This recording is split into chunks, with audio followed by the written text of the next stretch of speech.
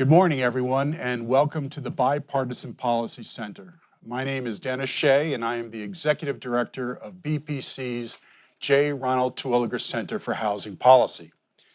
This will be the 9th conversation in our Leaders Speakers series, which is intended to spotlight individuals who understand the foundational importance of housing and have made significant contributions to improving housing affordability in our country.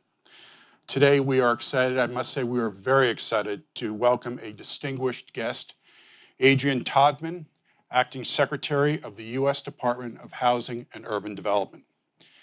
As most of you know, HUD is the $70 billion federal agency tasked with helping meet America's housing needs and strengthening our nation's communities, housing and urban development. HUD also plays a vital role in enforcing federal fair housing laws. To those of us in the housing field, our guest today, Adrianne Todman, needs no introduction. Simply put, she has devoted most, if not all, of her professional life to helping her fellow citizens achieve affordable, stable housing.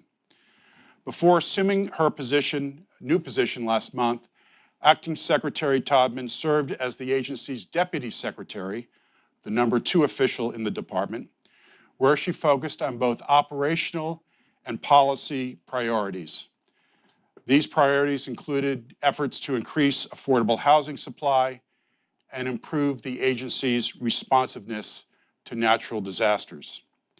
From 2017 to 2021, Acting Secretary Todman was the CEO of the National Association of Housing and Redevelopment Officials, which represents more than 26,000 housing and community development providers. Prior to her work at NARO, she served as the Executive Director of the District of Columbia Housing Authority, where she worked to house veterans experiencing homelessness, increase homeownership opportunities for low and moderate income families, and implement multiple redevelopment efforts. Acting Secretary Todman's career in public service began in the office of Congressman Ron Lugo, who represented the U.S. Virgin Islands, where she was born and raised. So, Acting Secretary Todman, I just want to thank you so much for joining us today. We're honored to have you. It's my pleasure. Thank you.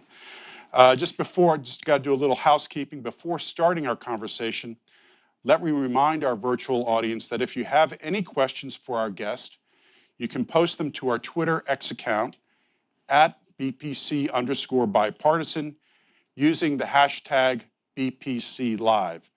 You are also welcome to submit your questions in the YouTube chat. We will save some time at the end of our conversation to take questions from both our in-person and virtual audiences. So with that, let's start having a conversation. Very good. So, very interesting background. You were raised in the U.S. Virgin Islands. And you worked for, as I mentioned in the introduction, the territory's first representative to the U.S. Congress. How has that experience, how has your background influenced your commitment to public service and specifically to housing policy? Sure. I will say, and this is good news for all you 20-somethings out there, that this is not a path I thought I would be on. When I grew up in the U.S. Virgin Islands, I think the impact that it has on me now being there was I was in a strong, loving family that had a home. Mm-hmm. And when I look back now at my upbringing, I realize all of the foundational things that I have that every child should have so that they're able to thrive. I will also say, and I say this to my rural bona fides, that I grew up in a town of 30,000 people. It's beaches, and it's lovely, but it's 30,000 people. Right. And so it's small. It's very small, and so I know small town living when I see it. Mm-hmm. And so even though our title is Housing and Urban Development, there's a fair amount of work we do in rural areas as well that we lean into. Well, thank you for that. So now you're the acting secretary. Did you ever think you're going to be in the cabinet of a president growing up? I'm sure if I go back to some high school book somewhere, I probably had some grandiose idea or something. So it probably wasn't this though, but it was probably something similar. Well, you've transitioned from the deputy secretary to the acting secretary. We do have another deputy absolutely secretary, do. former deputy secretary, Pam Patnode, My good friend in the and audience colleague. here. Good to see you, Pam. But how has that transition been? I mean, how is the job different from being the deputy secretary to being the acting secretary? That's a great question. And this is my 5th week in the job. And and every morning I wake up and I say to myself, you know, what are the things that only I can do as the acting secretary to create some space between things that I don't need to do every day anymore. Right. And so, you know, the job of a secretary, acting secretary, is to be very outward looking. You know, making sure that we are meeting the rest of the country where they are, that we're focused on the things that the president and the vice president wants us to be focused on, Right. that we're working with mayors and nonprofits in a way that is useful to them. And we're also just getting things across the line. So less talking, more doing. And so I'm trying to make sure that I hold up that part of the job. So is the deputy secretary more of an internally focused responsibility, making sure that the wheels of the machine are running appropriately, as opposed to more of an outward face? That is correct. It's considered the COO of any department. And so I was very focused internally to make sure that our outside posture was strong. And now, even though I peek behind the curtain to make sure things are still going well, I'm very outward focused. I mean, I pity the acting deputy secretary because yeah. He's doing a great job. Right. Great. So, well, you mentioned the president. You know, in his recent State of the Union address, he devoted 9 lines to housing, which, for those of us in the housing policy community, was significant. Yes. I mean, you don't 9 lines in the State of the Union is significant. So, where does housing rank among the administration's overall priorities? And could you take a moment to describe some of the initiatives the administration is pursuing to improve housing affordability, Sure. both on the supply side, which we focus on a lot here at the Terwilliger Center and BPC, but also on the demand side? Absolutely. So let me just say, even though I was aware that it was very likely the president was going to talk about housing in the State of the Union, I was just giddy when it actually happened as a frustrated lifelong houser, really wanting that moment to sort of come to bear. So it was great. And it really just demonstrated how important housing is from the very top of this administration. And but it didn't begin with the State of the Union. I mean, a couple of years ago, we created a housing supply action plan, which was a all hands on deck across the administration, HUD, USDA, Treasury, making sure that we were pushing the envelope, even in light of the fact that we didn't have some of the funding and authorities that we wanted to have. Mm-hmm. And so it's been very effective and productive. We have seen things like the Federal Finance Bank Risk Sharing Initiative. We've removed the deadline there, so allow an opportunity for more HFAs to sort of be involved in that particular program. We've been working with our partners at Treasury to make sure that we are repurposing their state and local fiscal recovery funds as capital gap financing at the local level. So we have been a very busy administration, and housing ranks at one of the top issues that we're focused on. Housing is such a locally driven issue, right? So it sometimes can be difficult to figure out what are the federal levers, what is the federal path to help promote supply, for example, more affordable housing supply, when so much is driven at the local level. Do you want to?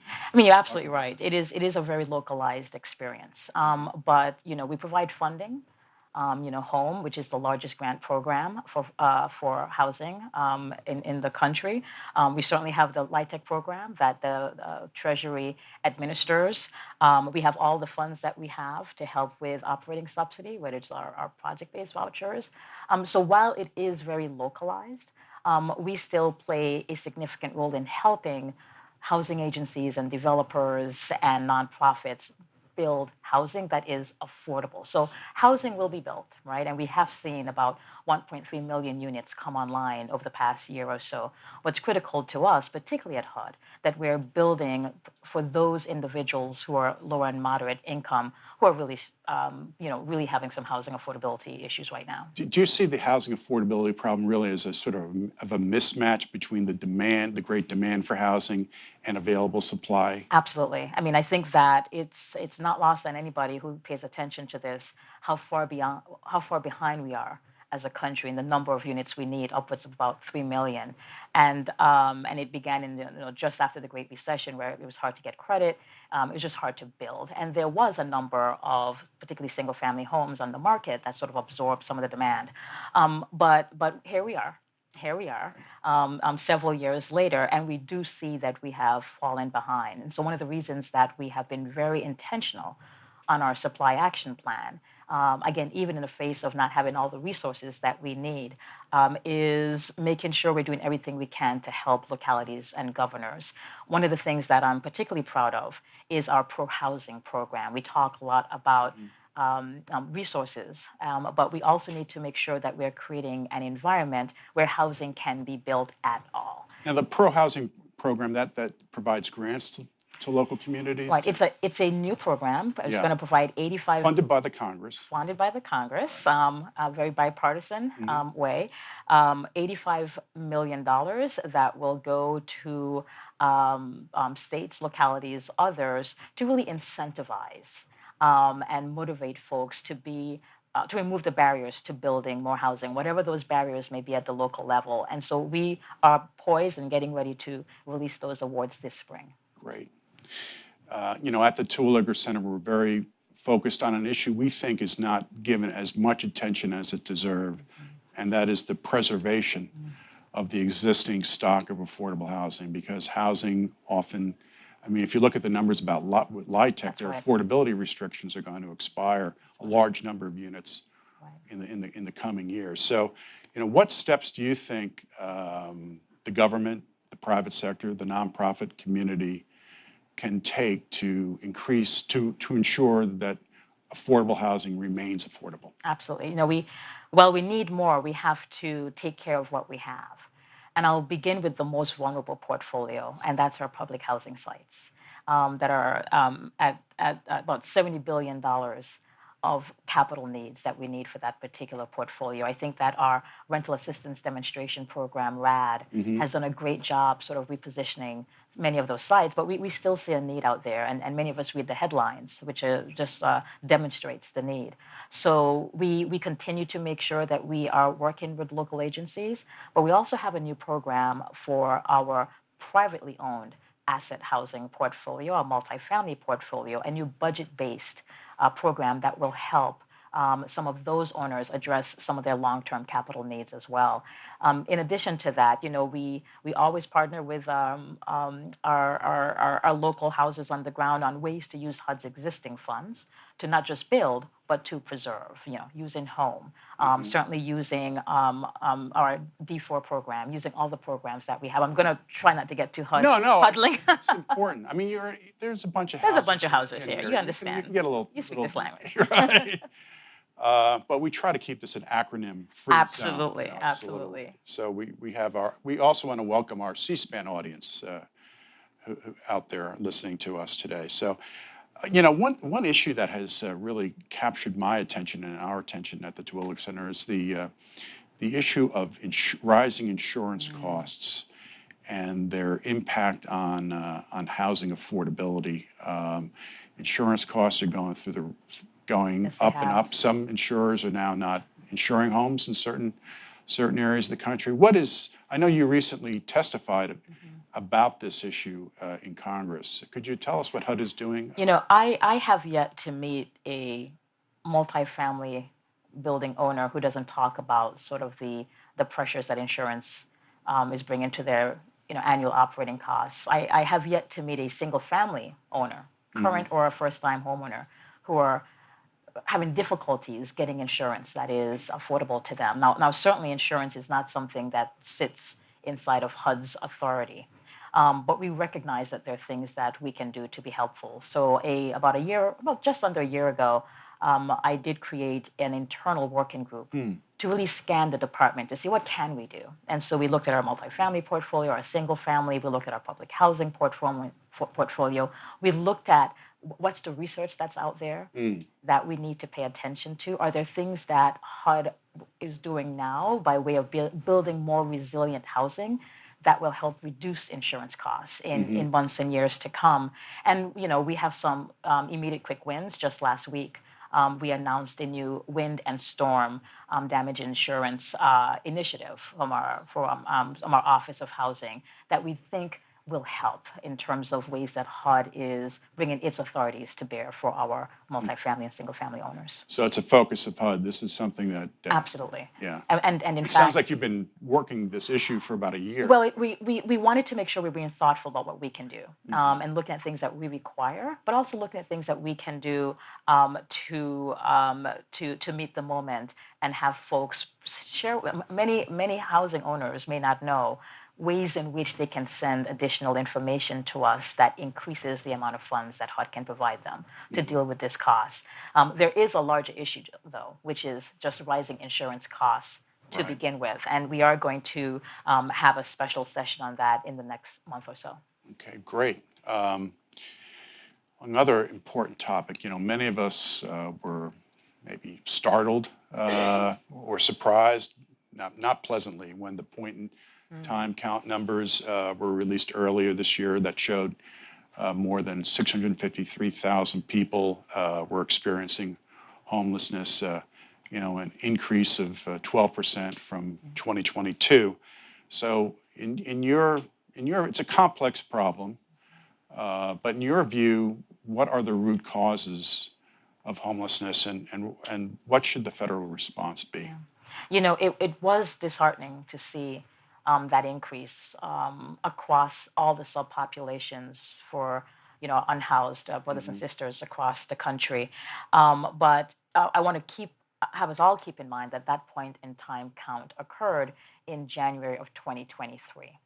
And since that time, the administration has done a lot to sort of help localities sort of meet their moments. We've provided a historic new program centered around unsheltered homelessness for help mayors deal with some of the encampments that they're experiencing. We also provided new funds to rural communities. We helped with some of our unhoused youth. And we also deployed the largest amount of funds, $3.1 billion, for those nonprofits that are at the front lines doing the heavy lift every single day to make sure they had the resources that they need. During this year's point in time, I was in Indianapolis. It's one of the few cities in the country that actually saw homelessness go down. Did you participate in? I did.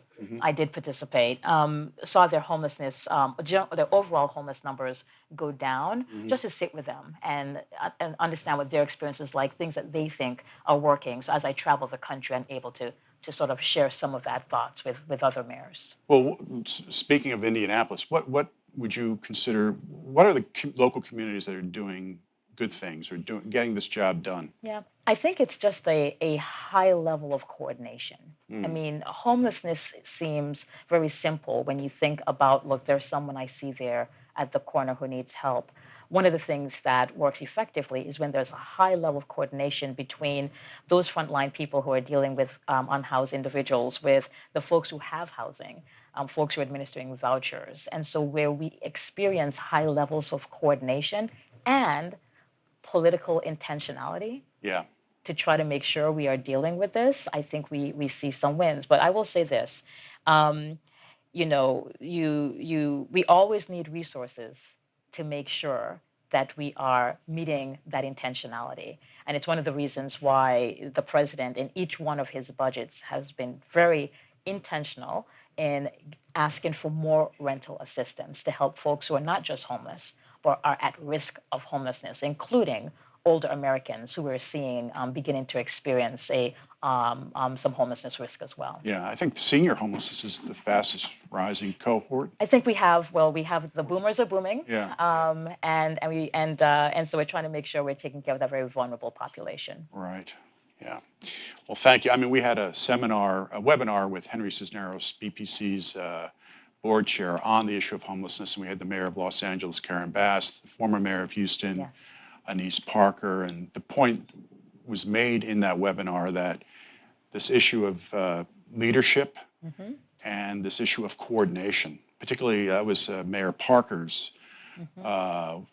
sort of lesson for us, is that when, getting everybody working together, That's right. coordinated. That's right. So a lot of people trying to do good things, but if they don't know what everybody else is doing, and You've got to measure it so you know when you're having an impact, and you have to have one North Star, and where that where there's many good leaders who are working hard and also saw their numbers go up, and there one of the things that we have found is that the social safety net that really enveloped the country during the pandemic, whether it was the child tax credit or some of the checks that folks got from Treasury, we saw that folks were able to sustain themselves. So we know what works. We were able to stem a homelessness crisis during the pandemic because all of those supports were around Americans across the country. And when those began to sort of peel away and their end dates came, is when we began to see this increase. So I don't think while it was disheartening, I don't think it was terribly surprising that as we saw that begin to happen, we saw what was happening. And that's why we took those critical steps last year to try to make sure that we were putting more resources out there. great. Well, now that we've heard about some of the administration's housing priorities, where do you think the greatest opportunities for bipartisanship around housing and meeting the housing needs of so many people who are struggling to? Absolutely. So where can we get something done? Housing is one of those issues that is bipartisan in its very nature. I think everybody, no matter where you are, where you're from, and who understands that everybody needs a home. And so I'm always very grateful for some of the great ideas that come out of BPC to help advance that. Thank you. There's some great ideas on the Hill right now that are bipartisan in nature. We know that there's more we can do to strengthen and expand the LIHTC program, low-income housing tax credit program, low-income housing tax credit program, Which incentivizes private private investment into affordable housing. It's been around for decades, wildly successful, one of the biggest generators of affordable housing in the country. So we know there's great ideas up there to champion that work and to expand. We also know there's other great ideas.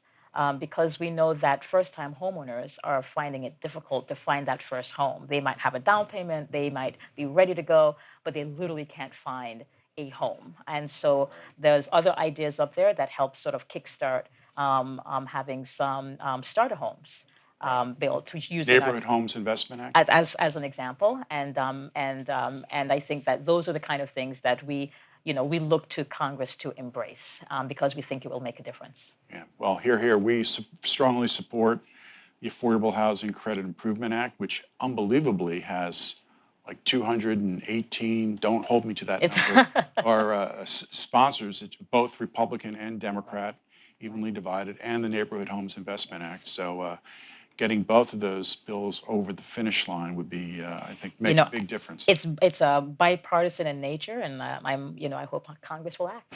Yep.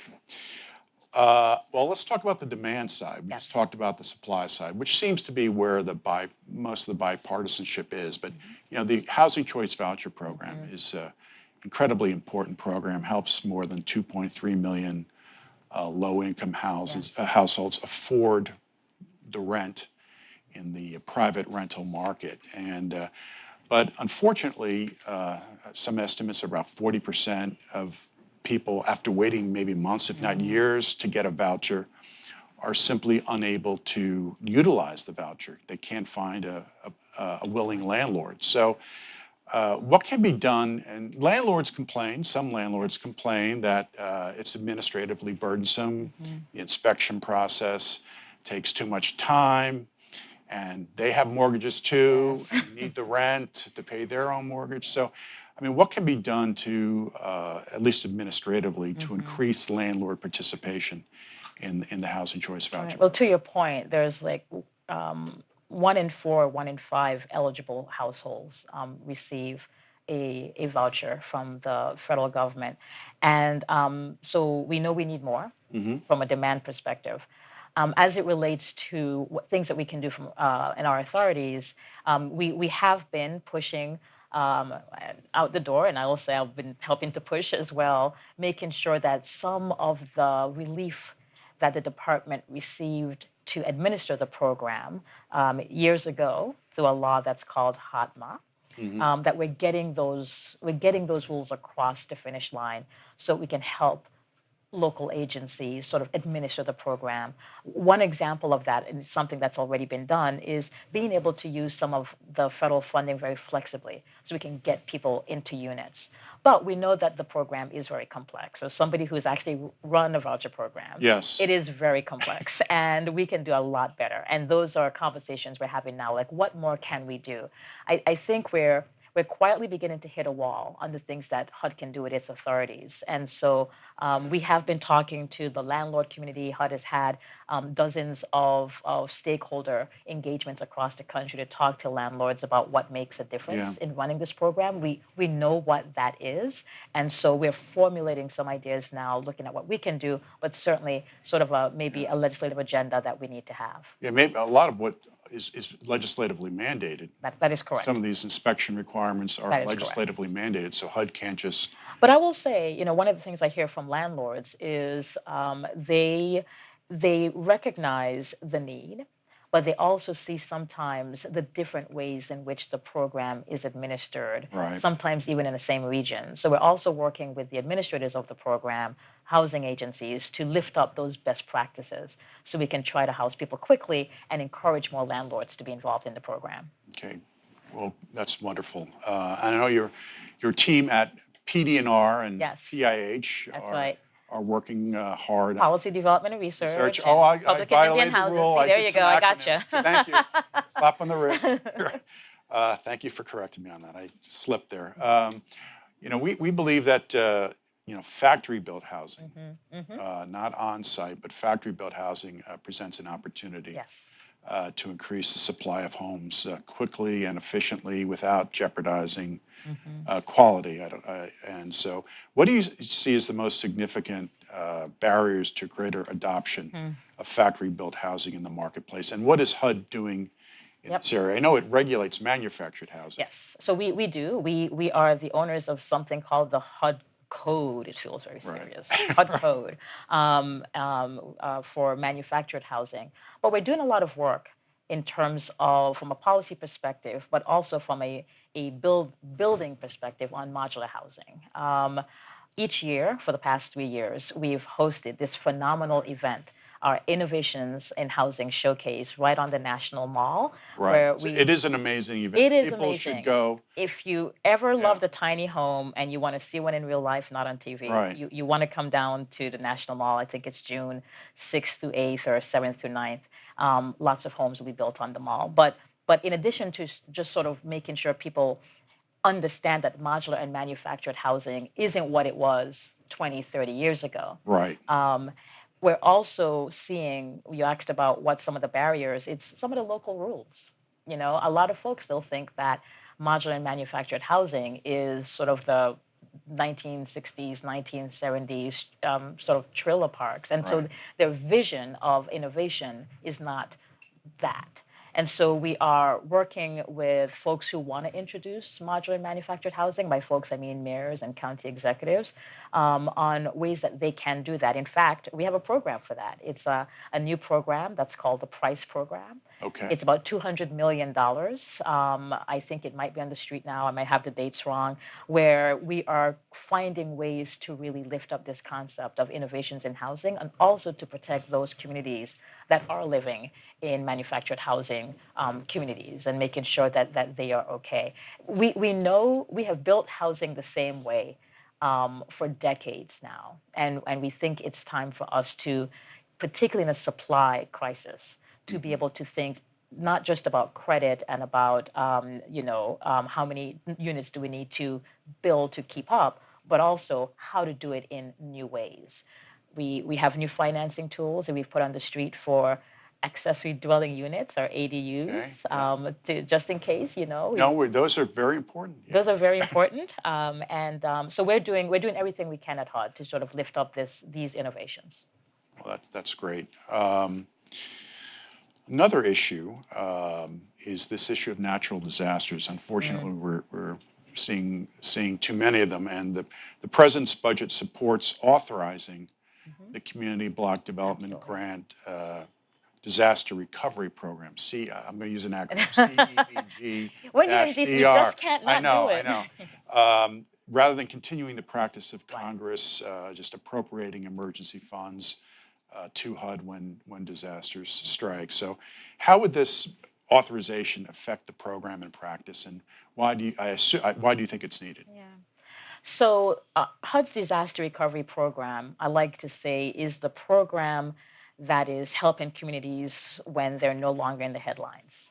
We sadly have seen the frequency of storms and the severity of storms, whether they be floods or tornadoes or hurricanes.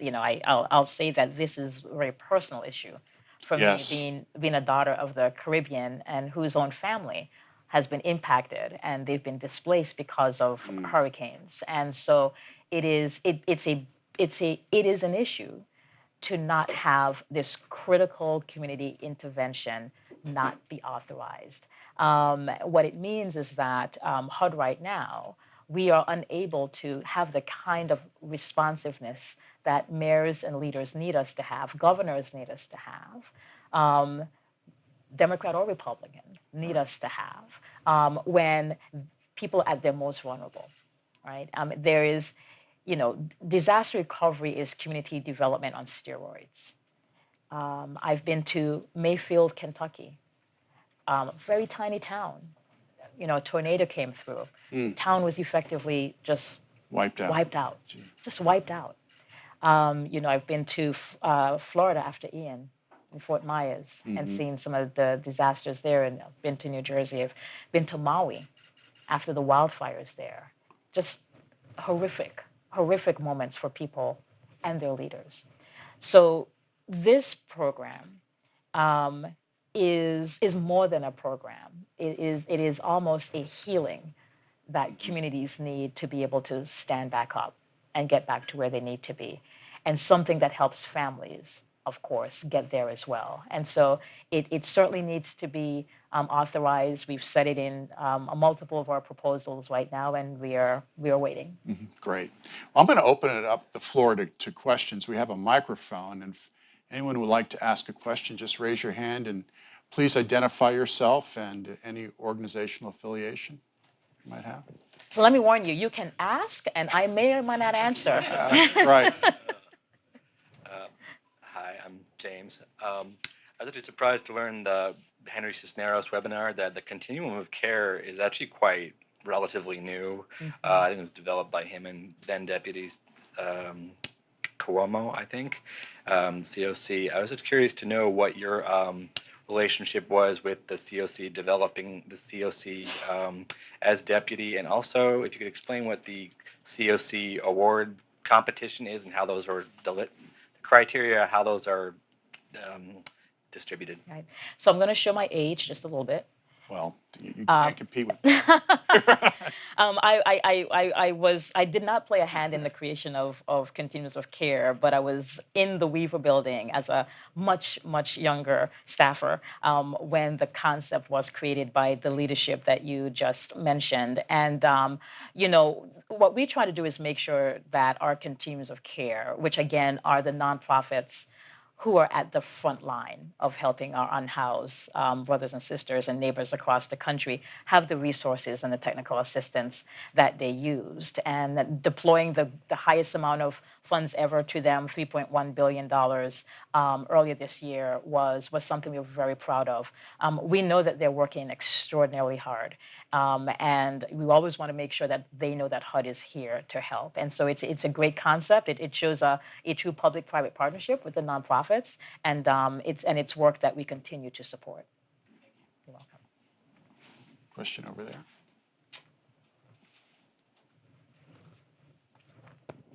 Madam Secretary, congratulations from the industry. I know there's a lot of confidence and comfort in your appointment, so thank you so much. Thank you. The question I have is you mentioned Indianapolis and their success with reducing homelessness. Are there any communities that come to mind with regard to meeting their goals on the on producing new units? That's a great question. I mean, I think there is a number of localities who are doing that. We know that Minneapolis took some really bold steps some years ago in terms of what they did to remove barriers. And I think that they proudly feel as though, and I think it is true, that they've seen some growth in the number of units that are produced there. We know that there are many other cities like Charlotte, like Austin, who, whenever you're there, you're seeing just units being built and units that are affordable as well. I was in Nashville not too long ago and saw a number of investments that that city was making using the state and local fiscal recovery funds, but also using some of HUD's tools as well to make sure that they were building. So there's a number of cities across the country who are working very diligently. I think the question is now pace and just the need.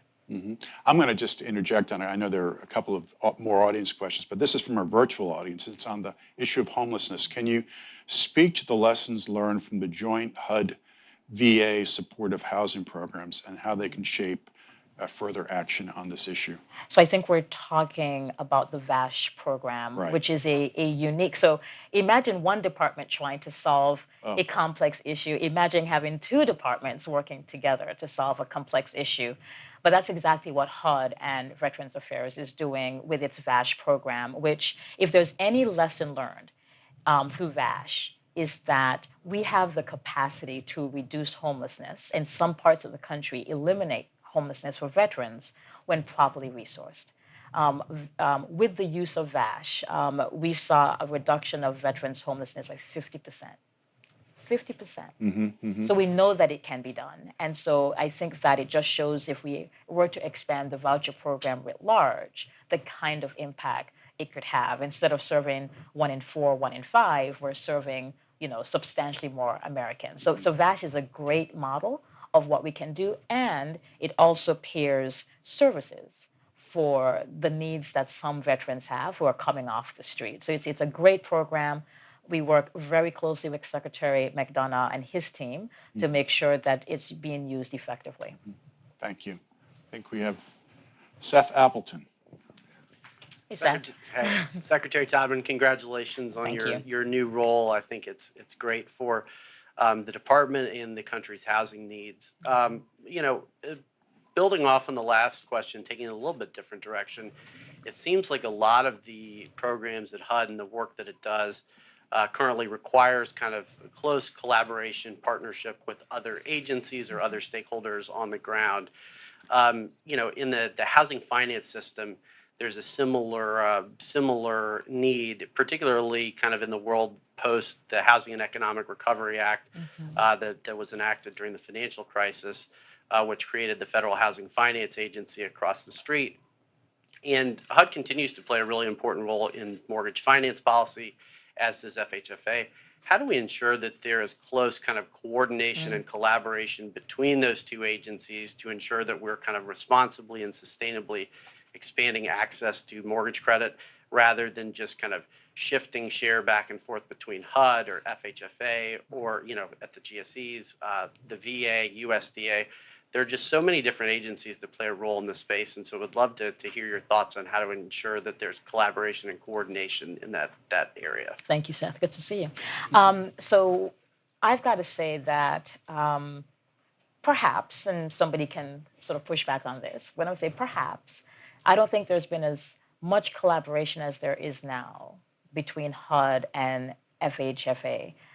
Sandra Thompson has been someone that both former Secretary Fudge and now I lean lean to in terms of ways that we can strengthen the housing finance system. And in fact, we work so collaboratively that she was sitting next to me at my hearing last week That's right, yeah. before Senate banking. So that's collaboration right there Were you finishing in real each time. other's sentences? Not quite, but Okay. we were darn close. But we certainly work collaboratively with each other in terms of not just access to credit, but ways in which the GSEs and HUD and others can do everything we can, even from a supply perspective, and certainly from a first-time homeowner perspective. So there's high levels of collaboration between the director and the department and her full team, and that will continue. Thanks for that question, Seth. I have, yes, in the back. Hi, my name is Kayla, and I'm with the YMCA. And I just wanted to thank you so much for your for HUD's willingness to work with our nonprofit community during the community funding, project funding process. And I'm just wondering, like, are there ways that, like, in the nonprofit community, we can help our applicants build either stronger applications or work smarter within the regulatory process? Absolutely. So, number one, I'm still learning things about HUD. I mean, it's shocking. It's shocking. I know. That's what makes the job enjoyable. That's what makes the job enjoyable. Right. But HUD's breadth and depth, and I know my colleague Pam would agree with me, we have probably intersections in the built environment in probably everything that any community needs. And so we talked about homelessness. I am sure that many folks may not know that HUD is in the healthcare facility business, that we also do mortgage insurance FHA, yeah. to build out healthcare, whether they're nursing home facilities or full hospitals in communities that need it the most, that but for us could not find the financing. And this is a long way of saying that, number one, I think the number one thing for any emerging nonprofits out there is to pay attention to all the different things that HUD does in all the various ways that we do it. I talked about urban development. We have a whole body of work in rural America. We have, I'm not gonna use acronyms. We have a program that helps rural nonprofits figure out how to build in their communities, how to deal with their homelessness issues in their communities. We also have a dedicated technical assistance program for folks who just want to get to know HUD a little bit better. We do a lot of work with making sure small businesses that want to work with HUD understand how to get access to HUD's contracts. So I think part of it, and this sounds really kind of corny, but going to our website, HUD.gov, seems kind of one-stop shop, but it really is. Right. And we'll not just teach about the breadth of work that HUD carries out, but how nonprofits can be engaged. You also have regional offices throughout. We have regional offices across the country. We are over 8,000 employees strong. Most of those folks are across the country in every state. And so we also have that resource. Thanks for bringing that up. I got to ask you a question from the virtual audience because it's a topic that's on the minds of a lot of people these days. Okay. I'm ready. Another innovation that hasn't come up yet, which is artificial intelligence. How has HUD been thinking about the role of AI in housing? Right. So I think it's fair to say that the White House has taken a leadership role, making sure that there is harmony across the departments and how they're coming at this work. We all have expectations of having an AI governance, that we are taking AI and looking at it in a very serious way, not just as a threat, but as an opportunity to really create efficiencies in our work. So HUD does have a governance structure. We have been talking to our leaders at HUD about those kind of use cases that really expand on our work. But we're also doing it in a way that is consistent with the value we place on our employees as well, and making sure it is employee-centered in making their work more efficient. And so there's more to come there. There's a lot I'm not allowed to say, but there's more to come there. All right, stay tuned. Stay right? tuned. Right. That's right. Well, we're hitting our time limit, but let me just ask one final question to close this out. Reflecting on your career so far, do you have any words of wisdom for young people who might be considering a career in public service? So number one, go where your journey takes you. Right? I always say that be prepared for good luck. You asked the question earlier, did I think I would be here in this? No, I mean, You didn't plan there this all out. there was nothing about 18-year-old Adrian where she was sitting around saying, you know what my path is? Public housing. Like that did not come up in my conversations with myself. But here's the thing. I think I feel that younger folks these days may have a crisis in confidence, right? And I think that if there's any words of wisdom I can impart, is be confident on the things that you are good at, right? Particularly women, particularly people of color, who sometimes feel they don't have agency and voice in rooms. I would also say that folks should think about what brings them joy. Now, sometimes it's, particularly if you're younger, your work isn't bringing you joy. If you're very lucky, there's a match. But I also think that as you evolve and become older, find something that brings you joy because it feels less and less like work. It just feels like living. And surround yourself with people who have faith in you as well. So confidence, have faith, find joy, and the rest will happen. These are wonderful words of advice. Thank you. I feel like I should be writing it down, but that's really great advice. So thank you so much. And again, I want to thank you very, very much for honoring us with your presence today and allowing us to host you here at the BPC. Thank you. And for sharing your insights and information. It's been a great conversation, and I want to thank everyone here at BPC for joining us, and to our virtual and C-SPAN audiences, thank you as well. And that is it for the day, and enjoy the rest of the afternoon. Take care, everyone.